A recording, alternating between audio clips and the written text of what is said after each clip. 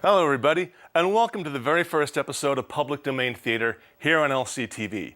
I'm your host, Paul Fish, and I'm going to be showing you the best films that money doesn't have to buy. We have a rather extensive collection of films that time, audiences, and in most cases the actors involved have forgotten. But that does not mean that they are unworthy of our attention. Take, for instance, today's film, Bela Lugosi Meets a Brooklyn Gorilla. According to Wikipedia.com, the film was made in 1952 under its original title, White Woman of the Lost Jungle. The title was changed when producers decided it would be a smart business move to have horror icon Bela Lugosi's name in the title. It is rumored that the gorilla part was suggested by a 10-year-old boy. And it was to be the first in a series of films starring the classic comedy duo of Duke Mitchell and Sammy Petrillo. Never heard of them? Well, there's a reason for that. Mitchell and Petrillo's nightclub act was ripped off wholesale from Dean Martin and Jerry Lewis. In fact, Petrillo's act resembled Lewis's so closely that legal action against Real Art Pictures, who distributed the film, and Petrillo was threatened. The less said about Mitchell's singing, the better. Dino had nothing to worry about. No further Mitchell and Petrillo films were ever produced, and the act faded into obscurity. Bela Lugosi was 20 years past his Dracula heyday when he made this film.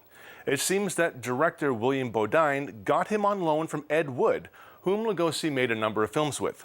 In fact, Lugosi died of a heart attack while shooting Ed Wood's Plan 9 from Outer Space. He was 73. Incidentally, Martin Landau, who won an Oscar playing Bela Lugosi in Tim Burton's film Ed Wood, reportedly watched Bela Lugosi Meets a Brooklyn Gorilla 3 times in order to help him to get into character. That alone should have earned him the Oscar. A couple of quick things before we get the film going. The cover of the DVD promises 4 things: frights, laughs, romance, and songs. Frights? No. The only thing frightful is the fact that the film is marketed as a horror movie first and then a comedy. Laughs? Not so much. There is one genuinely funny line of dialogue in the film. Your job, find it. Romance? The romance that the filmmakers want you to notice is the one between Duke Mitchell and Charlita, no last name required, who is Bela Lugosi's sexy young assistant. But the real romance is the one between Mitchell and Petrillo. It may very well be the first bromance on film. And finally, the songs. Duke Mitchell's first song is Deed I Do, a Fred Rose, Walter Hirsch jazz standard that has been recorded by the likes of Benny Goodman, Ella Fitzgerald, and Lena Horne.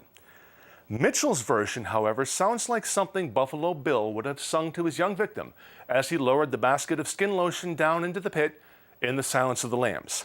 Yep, it's that icky.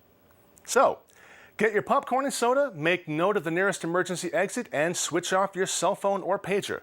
Public Domain Theater is proud to present Duke Mitchell and Sammy Petrillo starring in Bela Lugosi Meets a Brooklyn Gorilla.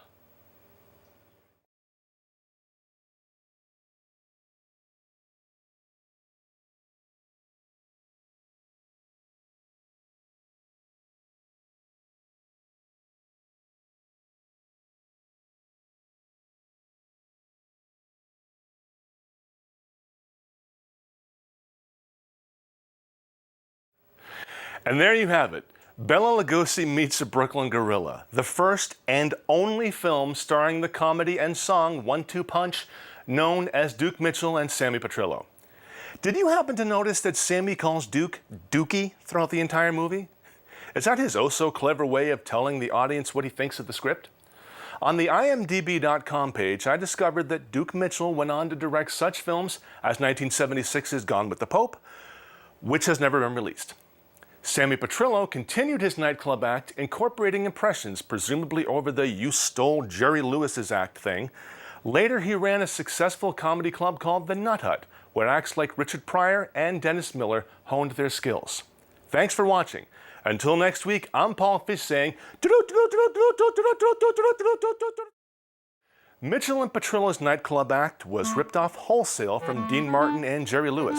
In fact, Petrillo's act resembled Lewis's so closely that legal action against Real Art Pictures, who distributed the film, and Petrillo was threatened. The less said about Mitchell's singing... I'm sorry, can we stop? I just got too much phlegm.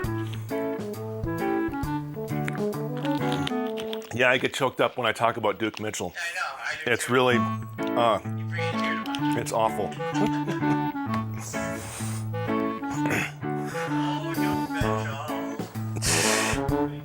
I think that Dino really ripped him off, but that's just me. All right.